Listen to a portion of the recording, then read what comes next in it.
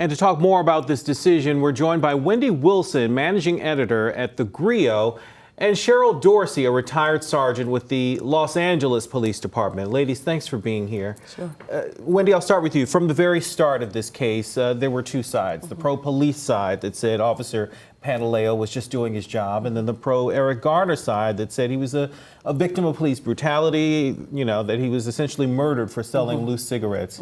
Today, we got the side of the police commissioner really siding against his own officer. A very, very controversial stance, right? And you could clearly tell this was a hard decision for him to make. He was emotional during his speech, but it was a decision that he had to make. There was just no other recourse at this point.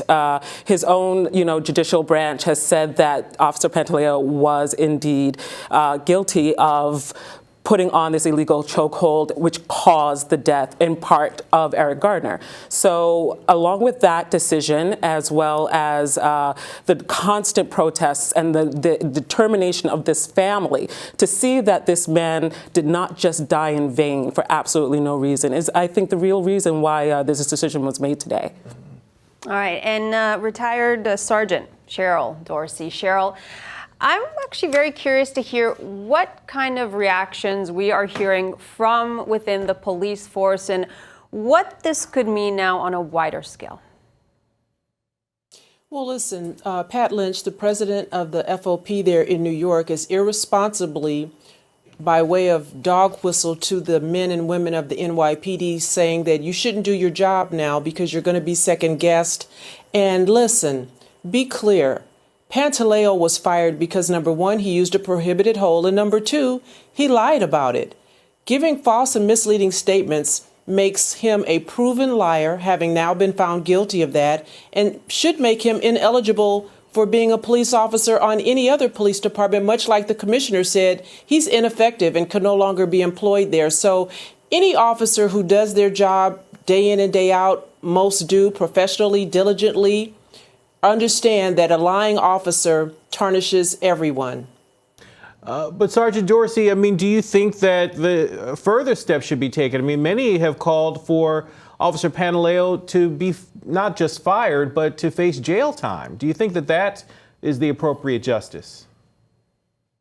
I don't know if that ship has already sailed. A jury and grand jury in Staten Island declined to indict him unless they can bring additional charges so that he doesn't face double jeopardy. Did he lie under oath during his testimony during that trial? Is there new information now that would warrant a new look at the facts? Because we know that he lied to investigators. Where else and whom else did he lie to? Sure. And Wendy, I'd like your take. Do you think that this verdict could now have an effect on similar cases? Can we expect to see other cases reopened? Well, I think that's a real possibility. This case really is the first instance where we've seen a police officer have some sort of culpability for the death of a black man who was unarmed. We have to remember Eric Garner said, "I can't breathe," 11 times. Yeah. 11 times. Imagine that span of saying, "I can't breathe," and no one listened to him, right? And so, again, someone has to be culpable because a man is dead, a father is gone, a husband is gone, a brother is gone. And the Officer Pantaleo, he quite frankly has the opportunity to get another job. And to that point, Sergeant Dorsey, Pantaleo's attorneys also say that he's going to file a lawsuit and repeal or upheal his firing. I mean, what do you make of that? I mean, that's an expected move, I guess.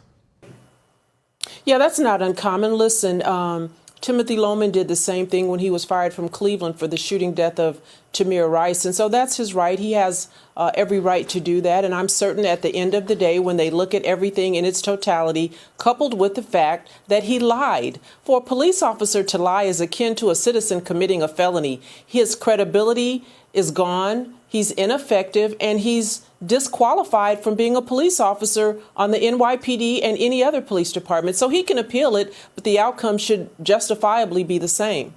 And Cheryl, why do you think it took so long? People are commending today's decision, but also saying, hey, this is long overdue. You're saying he lied, he used illegal tactics. It's been years.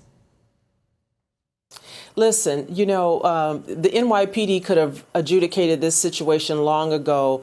Why they didn't, I don't know. Thankfully, this independent civilian review board stepped in and pretty much forced their hand. I mean, you see from listening to the pained explanation by the commissioner that this was not something that he wanted to do, but for that civilian review board saying that Pantaleo was a liar and thus making Pantaleo ineffective, he may very well still be on the job.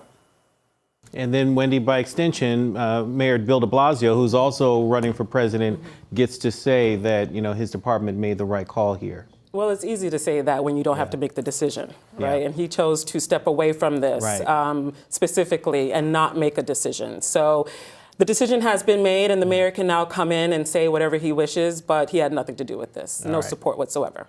Cheryl Dorsey, Wendy Williams, thanks for both joining us here on this controversial case.